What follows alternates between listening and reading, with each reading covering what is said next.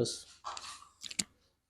M24 public voice से मैं मकसूद राही part 77 Delhi gate पर इस वक्त मौजूद हूँ और इस जगह पर हमारे साथ में दीप्ति जाटव जी भी हैं। यहाँ की वार्ड की वो प्रत्याशी हैं। लेकिन सबसे अहम बात यह है कि दिल्ली के अंदर सीनियर कांग्रेसी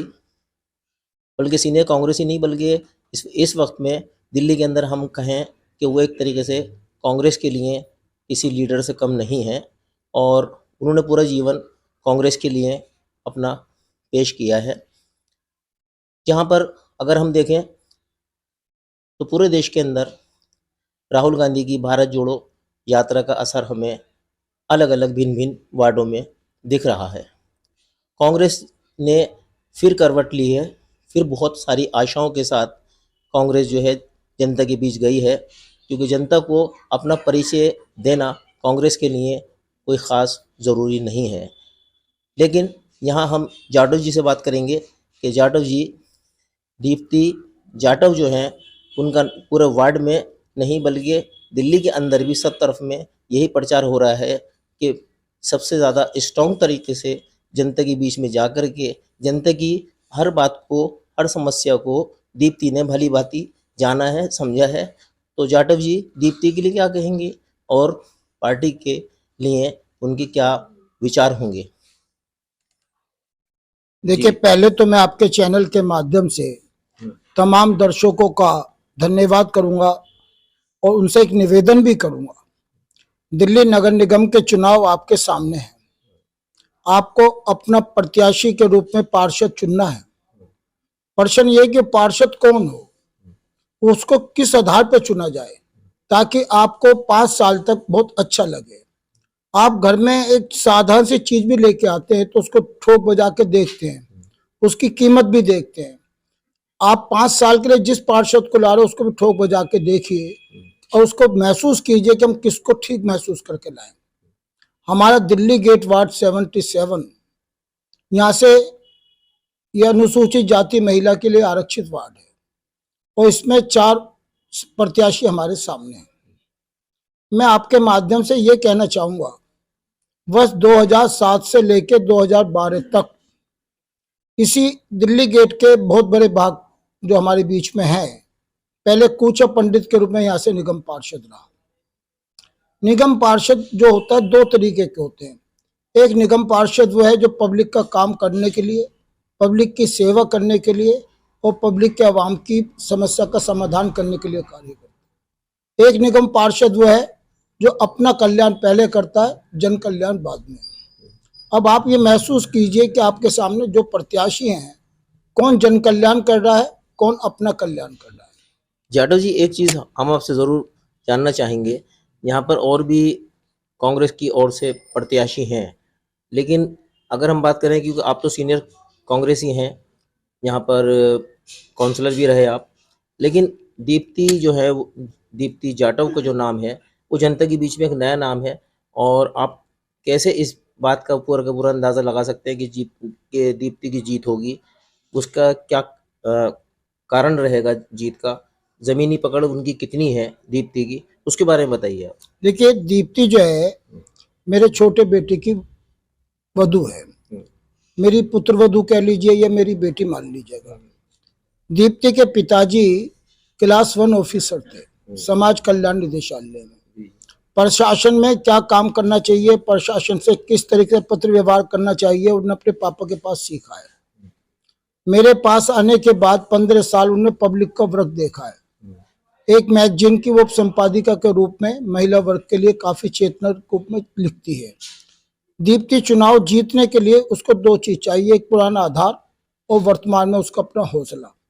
अगर पुराना आधार देखे तो मैं यहाँ से निगम पार्षद, तो मैं आपको बता रहा था जी। मेरे कार्यकाल में 2 समुदाय भवन का उद्घाटन किया गया और 2 समुदाय भवन का टेंडर लगाया गया। मेरे कार्यकाल में पहले 450 लाइटें थी, 750 लाइटें और लगाकर हमने 1200 से भी अधिक लाइटों का क्षेत्र के अंदर जगमग करने का प्रयास किया। हमने 9 हाई मास्क भी लगाए। हमने हमदर्द के शौचालय को दोबारा से तुड़वा के बहुत अच्छे ढंग से बनवाया, बोरिंग कराकर। हमने उसके अंदर बगीची तनसुख राय के शौचालय को भी महिला और पुरुष का शौचालय बोरिंग करके बनवाया। हमने गली बंदूक वाली का भी शौचालय बनवाया। हमने फाटक रोड का शौचालय भी बनवाया। हमने बाकायदा बाजार सीताराम के अंदर भी शौचालय को बनवाया। ये शौचालय इसलिए बनवाए गए कि गरीबों के घर के अंदर शौचालय नहीं है और वो शौचालय ऐसे हो कि उनको जाके वहां पे अपने आप में अपमानित ना होना पड़े। 10 साल पहले जो शौचालय बने आज तक उनकी मरम्मत तक नहीं है। पानी टपकता है। अगर मान लिया ऊपर अलग है नीचे अलग है, सब पानी टपक रहा है तो ये शौचालय नहीं है, ये तो बदबूदार दुर्भाग्य है।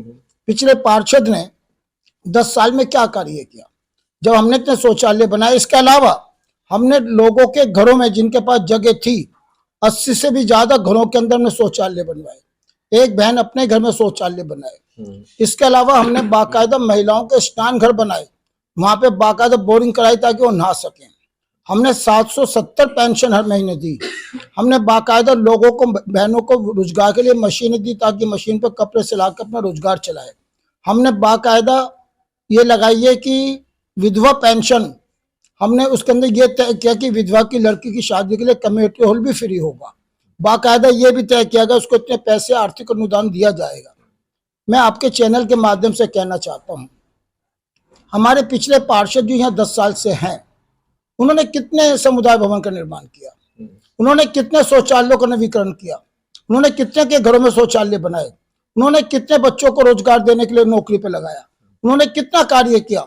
आज सच्चाई ये है, हर क्षेत्र के लोग ये कहते हैं 10 साल में काम नहीं हुआ। आपके माध्यम से मैं कहना चाहता हूँ, आदरणीय केजरीवाल जी बाकायदा गाजीपुर की बात करते हैं, गाजीपुर के डलाव की बात करते हैं। अरे हमारे पिछले पार्षद के घर के पास चले जाइए, वहीं पे डलाव बना हुआ है और भी मस्जिद के ऊपर। मस्जिद पे इतना कूड़ा पड़ा है, इतना कूड़ा पड़ा है, मैं नहीं समझता कि 10 कदम पे वहां पे पड़ा है। आप वहां से कूड़ा उठा के मस्जिद की जगह को तो साफ कर सकते थे। आप लेकर चलते हैं वहां पे कूड़े के गाजीपुर का, आप अपना गाजीपुर तो साफ करिए। आपने किया क्या है 10 साल में, क्या किया? आपने बाकायदा लेबर कार्ड बनाए, लेबर के पैसे लिए 500-500 रुपए। क्या आज उनको पेंशन मिल रही है? क्या लेबर वालों को पैसे मिल रहे हैं? नहीं। आपने दुकानदारी करी, आपने अपना घर बनाया। अगर आपने जनता का घर बनाया होता तो जनता आपको ये नहीं कहती आपने 10 साल में काम नहीं किया, चलिए यहाँ से।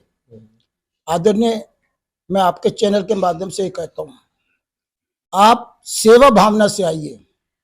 मैं मेरा अपने घर के गुजारे के लिए, घर की व्यवस्था के लिए मेरा अपना रोजगार है। मेरा माध्यम राजनीति व्यापार नहीं है, मेरा माध्यम व्यापार, मेरा अपना कारोबार है। आज जो पिछले पार्षद हैं 10 साल में, उनका क्या कारोबार है ये तो उनका पर्सनल मामला है। देखिए जाटव जी, हम ये देख रहे हैं कि कूड़े की सफाई की बातें हमारे सामने आ रही हैं, लेकिन सबसे जो हम देख रहे हैं, शिक्षा महंगी हो रही है और क्षेत्र के अंदर जितने भी स्कूल हैं उस जगह पर जो जितने भी निगम पार्षद हैं सारे के सारे वो शिक्षा की बात नहीं कर रहे हैं। देखिए, शिक्षा की बात पे आपको हौसला चाहिए। जब मैं कूचा पंडित का निगम पार्षद था, हमें याद है गली वकील वाली के अंदर 14 अगस्त को वहां पे ध्वजारोहण था। जब मैं वहां पे गया, बच्चे टाट पे बैठे हुए थे और जब टाट पे बैठे हुए थे मैंने कहा कि आजाद भारत के अंदर बच्चा टाट पे बैठ के पढ़ेगा, वो भी दिल्ली में, उसका स्तर क्या है, किस प्रकार की शिक्षा है। और जब उसके बाद मैंने वहां उस प्रश्न को दिमाग में रखा, मैं स्टैंडिंग कमेटी का मेंबर था और स्टैंडिंग कमेटी के मेंबर के नाते जब मैं वहां पे गया अपनी कमेटी की, उसके अंदर जाके मैंने क्या किया, मैं जाके खुद टाट पे बैठ गया नीचे रास्ते पे। चेयरमैन साहब बोले जाटव जी कहाँ बैठे?